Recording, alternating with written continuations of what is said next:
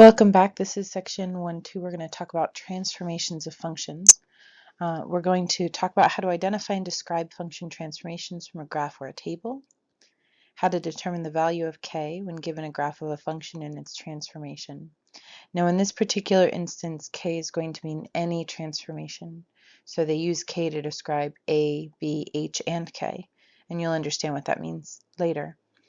How to graph identify ordered pairs or complete a table for a transformed function, and then also how to identify differences and similarities between a function and its transformation. So the first thing I want you to do is a little bit of an activity. So go ahead back to eCampus. I want you to click on this link right here. It's an interactive link through Desmos. And then I want you to take a look at the two graphs that are automatically shown. One will be red and one will be blue. You want to pause this video periodically throughout this slide so that you understand where I'm going with this. And then I want you to go through these steps. So you're going to click on the gray play button, which is on line 5 on the left hand side. If it's not there, if you click all the arrows, that menu will pop out on the left. And I want you to watch how g of x changes. Then stop the play, and then I want you to just play around with values of h and try to use negative values, positive values, and also decimals. So decimals that are between 0 and 1, like a half or a third. And each time try to predict the effect of that on g of x, and then overall, how does h affect g of x? Go ahead and unpause the video after you finish that activity. Okay, welcome back. I want you to do what you just did, only this time you're going to do it with k. And again, go through these steps, and when you're finished, unpause the video. Okay, welcome back. So hopefully you're starting to get a clearer picture of how h and k affect a graph. And that works for any function. If you want to play around with how h and k work together, go ahead and pause the video and do that. Otherwise, we're going to move on to a different type of transformation. Here we're going to talk about how to scale a function, so you can click on this link in the video or in the PDF, or you can go to eCampus and click the video. Again, the original function is shown in red and the transform function is in blue. And this time, same thing, a is on line 5. I want you to observe how g of x changes. Stop the play. Go ahead and click and change the value of a, again picking positives, negatives, and decimals. And unpause the video when you're ready. Now I want you to play around with b. Specifically when you get to where you're actually changing the value of b, I want you to look and see if you can notice any connections between what happens when, for example, if b is 2 compared to if b is 1/2, and what those mean. When you're finished, we're going to go on to the next activity.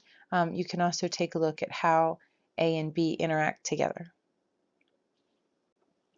Okay, now this I want you to we're going to put all of the transformations that you just looked at together. So I want you to go ahead again, click on this link, and that'll take you to a new graph. Go ahead and open new graph. You don't have to save any of the graphs. This again shows the original function in red and the transformation in blue. And what I want you to do for each of these is write your prediction first. So what do you think the blue graph is going to look like? And you can describe it in words, so move up or down, left or right, stretched or compressed by certain factors. But then I also want you to pick a couple key points on f of x, and I want you to try to guess where those points are going to go for the blue function g of x. And unpause the video when you're ready, and we'll move on to the next thing. Okay, so here in example 1, the graph shows the function f of x equals this x squared minus 1 in red. So what happens if we move f of x up 4? Remember, so this would be the k that we were talking about. And so if we move the graph up 1, 2, 3, 4, the assumption would be that it would start here. And indeed, if we graph that, we notice right there we have blue. So in general, when g of x equals f of x plus k, k is a vertical translation, and so if k is positive, right, if it's greater than 0, that means it's positive. It's going to move up, and if k is negative, that means less than 0, it's going to move down. Okay, in example 2, we see the graph in red on the left, and there's the equation for it, and its transformation in blue. So the question is, what is g of x in terms of f of x? And we notice quite quickly that if this is our original function f of x, we moved 1, 2, 3 spaces to the right, so we went right 3, and after our investigation, we know left and right corresponds to h, so that means h equals 3. So if we're going to write g of x in terms of f of x, we know that g of x equals f of x translated right 3, and h was inside the parentheses, so x minus 3, and that is g of x in terms of f of x. And in fact, if we take a look inside our function, right, because this is absolute value, so if we look in our absolute value signs here, if we take x plus 1 and we subtract 3 from that, we get x minus 2. So x plus 1 minus 3 equals x minus 2, and so that backs it up. And so in general, we know that when g of x equals f of x minus h, that h is a horizontal translation. When h is positive, so that is greater than 0, then we're moving the function to the right. So that is when you see x minus h. That means that h is positive.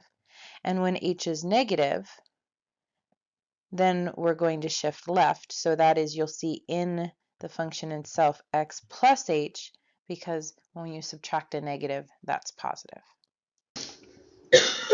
Here, let's look at what happens when we have a vertical dilation on a table. So first thing we notice is that the directions say that f of x is in green, and g of x is in blue, and that g of x is a transformation of f of x. So that means that g of x here is a transformation of f of x. If we compare these values, we notice that all of the x values are all the same, but all of the y values are slightly different. And in fact, to go from this y to this y, where this y here, and as we look at how all of the y values are changing from one function to the other, we notice that they are all changing by a factor of 3. So that is, this y value is being multiplied by a factor of 3 to get this y value. So our function is being dilated vertically because it's on the y value by a factor of 3. So we can write g of x as a factor, or as f of x multiplied by a factor of 3. If you wanted to actually write the function for g of x, then we would take whatever we have for f of x and multiply it by 3. So we could also write g of x as 3 times the cube root of x. So in general, when we multiply a function by a factor, that's a vertical dilation.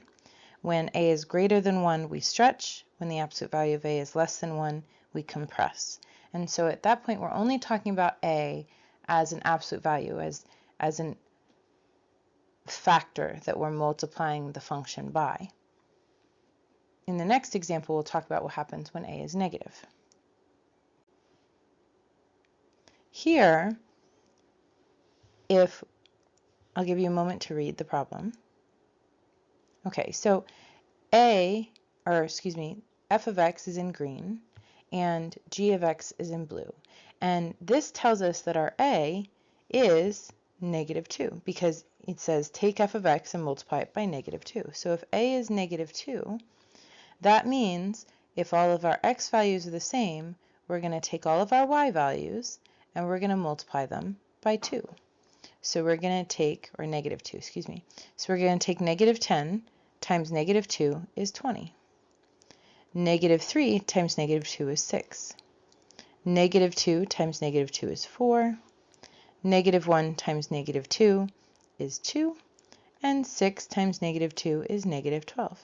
And there's your table that describes a transformation when a is negative 2.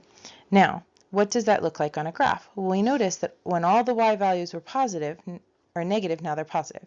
And when the y values were positive, now they're negative. And this, in fact, means that the graph is going to reflect across the x-axis. That is, if y was positive, it's going to become negative, and vice versa. So, in general, if a is negative, that's going to show a reflection over the x-axis. Okay, let's talk a little bit about horizontal dilations. Horizontal dilations are what happens when you multiply the input value by a factor first, and then you apply the function. So in this case, if f of x equals x cubed, the horizontal dilation is going to be applied to the x value before we cube it. So in this case, when we look at our graph, we notice that our x values are being expanded by a factor of 2. So that means our b is going to be the reciprocal of that. Our b is going to be 1/2. And you can go back and look at the Desmos interactive activity that we did, and you should notice that when b is greater than 1, the function gets thinner, and when b is less than 1, our function is going to get fatter or wider. So that is a horizontal stretch. And in this case, we do have a horizontal stretch by a factor of 2, so that means b is 1/2. And so if we're going to write g of x in terms of f of x, that means g of x equals f of x, where we are going to multiply x by 1/2 first, so f of 1/2 x.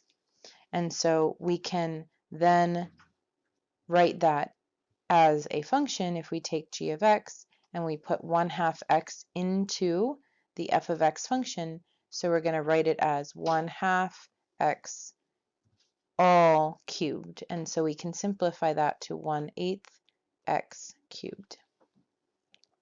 Okay, so in general, in a horizontal dilation, if we multiply x by b, then if b is greater than 1, we have a horizontal compression by a factor of 1/b, and if b is less than 1, we have a horizontal stretch by a factor of 1/b. How do horizontal reflections work? Well, in this case, if b is negative, then we're going to reflect across this is the y-axis. And so if you want to write g of x in terms of f of x, if f of x is the square root of x, then g of x is going to be the square root of negative x.